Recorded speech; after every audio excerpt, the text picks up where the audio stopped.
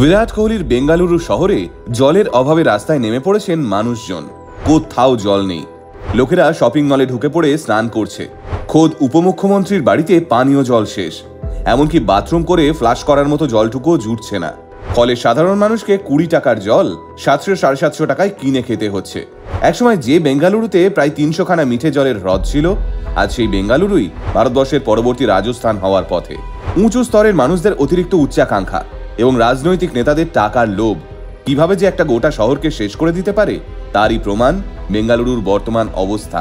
কিন্তু কিভাবে সারা বেঙ্গালুরু জুড়ে ছড়িয়ে থাকা 3000 খানা নলকূপ পুরোপুরি শুকিয়ে গেল? তাহলে কি খুব তাড়াতাড়ি বেঙ্গালুরুকে ভারতবর্ষের প্রথম জলশূন্য শহর হিসেবে ঘোষণা করা হবে? চলুন আজকের ভিডিওতে তাহলে জেনে নিই সাধারণ মানুষকে মৃত্যুর মুখে ঠেলে দেওয়ার এই পুরো চক্রান্তটার ব্যাপারে। বেঙ্গালুরু শুনলেই আমাদের প্রথম মাথায় আসে বিরাট কিং কোহলির রয়্যাল চ্যালেঞ্জার্স বেঙ্গালুরুর কথা। আর এর পাশাপাশি মাথার মধ্যে ঘোরে উঁচু উঁচু বিল্ডিং আর বড় বড় মাল্টি ন্যাশনাল কোম্পানির কথা। কারণ এই বেঙ্গালুরুকেই ভারতবর্ষের ইনফরমেশন টেকনোলজির কারখানা বলা হয়ে থাকে। কিন্তু এই সমস্ত ঝাঁ চকচকে গ্ল্যামারাস দুনিয়ার আড়ালে লুকিয়ে রয়েছে এক ভয়ানক অন্ধকার বেঙ্গালুরু, যেখানে একটার পর একটা গাছ বেআইনিভাবে কেটে তৈরি করা হয় উঁচু উঁচু ফ্ল্যাট, যেখানে পুকুর বুঝিয়ে দিয়ে গড়ে ওঠে ঝাঁ চকচকে হাউজিং কমপ্লেক্স। আর সেই বহুতল বাড়িগুলো তৈরি করতে যা জল খরচ হয় তা শুষে নেওয়া হয় মাটির তলা থেকে।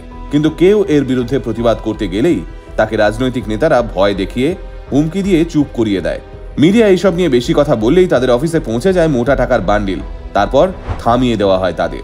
কিন্তু প্রকৃতি কোনো নেতা বা মন্ত্রী বা শিল্পপতিকে ভয় পায় না, তাই তার উপর অত্যাচার করলে সে ঠিক বদলা নেবেই। আর গোটা বেঙ্গালুরু জুড়ে এবার চলছে সেই বদলা নেওয়ার খেলা। কিন্তু এক্ষেত্রে ভুক্তভোগী হতে হচ্ছে সাধারণ মানুষকে। এই গরমে লোকেরা নিয়মিত স্নান করতে পারছে না, পানীয় জল পাচ্ছে না, বাথরুম করে ফ্লাশ করতে পারছে না। সরকার থেকে বিজ্ঞপ্তি জারি করা হয়েছে, কেউ যদি প্রয়োজনের চেয়ে অতিরিক্ত জল ব্যবহার করে তাহলে তাকে কঠোর শাস্তি দেওয়া হবে। কিন্তু সাধারণ মানুষের তো কোনো দোষ নেই এখানে।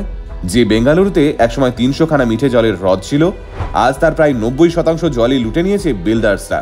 অতিরিক্ত উন্নয়নের জোয়ার আনতে গিয়ে মাটির তলদেশকে শুষে নিয়েছে নেতা মন্ত্রীরা। তাদের পকেট তারা ঠিকই ভরে নিয়েছে, কিন্তু এখন যত জোর জুলুম সহ্য করতে হচ্ছে সাধারণ মানুষকে। বেঙ্গালুরু শহরে বর্তমানে 1,50,00,000 মানুষের বসবাস। হিসেব বলছে একজন মানুষের দৈনিক 100 থেকে 150 লিটার জল প্রয়োজন হয়। তাহলে গোটা বেঙ্গালুরুতে বর্তমানে প্রত্যেকদিন প্রায় 200 কোটি লিটার জলের প্রয়োজন। কিন্তু সেই জলের যোগান কোথায়? 300টি নলকূপ থেকে প্রতিদিন যে 65 কোটি লিটার জল পাওয়া যেত সেটা ফুরিয়ে গেছে ইতিমধ্যেই। এবার ভাবুন, এখন যদি এই অবস্থা হয় তাহলে আরো গরম পড়লে কি অবস্থা হবে বেঙ্গালুরুতে।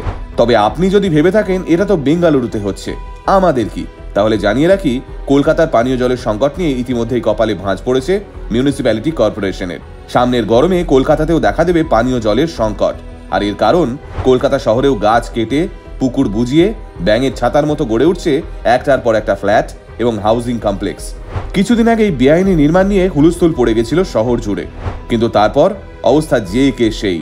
আর একটা কথা জানিয়ে রাখি, 2050 সালের মধ্যে কলকাতার অবস্থাও বেঙ্গালুরুর মতোই হতে চলেছে। আর কথাটা আমরা বলছি না, বলছে WWF এর মতো আন্তর্জাতিক সংস্থা। তাই এখনো যদি আমরা এই বিষয়টা নিয়ে ভাবতে না শুরু করি তাহলে আর কিছু বছর বাদে কলকাতার সাধারণ মানুষকেও বালতি হাতে জল ভিক্ষা করতে হবে রাস্তায়। আর ওদিকে নেতা মন্ত্রীরা অ্যাকাউন্ট ভর্তি টাকা গুছিয়ে রেখে যাবে পরবর্তী প্রজন্মের জন্য। আমাদের দায়িত্ব ছিল সবাইকে সচেতন করা, এবার বাকিটা আপনাদের হাতে। সকলে ভালো থাকুন, সুস্থ থাকুন। আলটিমেট মোটিভেশনে নজর রাখুন, কারণ আলটিমেট মোটিভেশন বাংলায় মোটিভেশন, বাঙালির মোটিভেশন।